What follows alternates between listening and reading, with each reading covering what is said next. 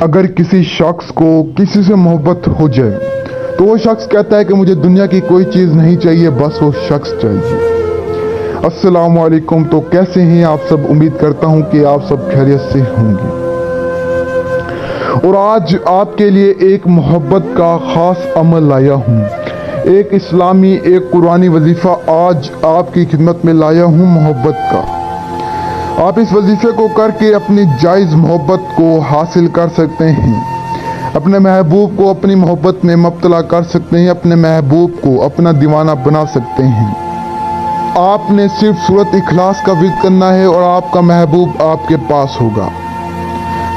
अमल 100% कामयाब है। अगर आप पूरे यकीन के साथ इस अमल को करते हैं तो आपको कामयाबी मिलेगी। कामयाबी देने वाली अल्लाह ताला की ज़ात है। बकाया आप अमल को पूरे यकीन के साथ क्या करें।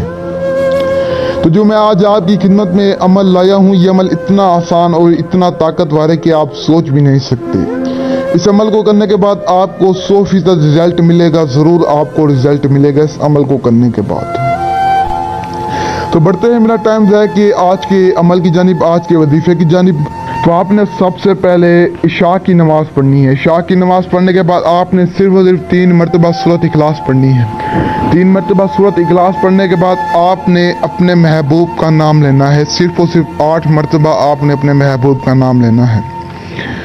उसके बाद आपने फिर 3 दफ़ा सूरत इखलास पढ़नी है और आपने 5 मरतबा आयतल कुर्सी पढ़नी है। और इतना ही आपने करना है और आपका महबूब आपके पास होगा।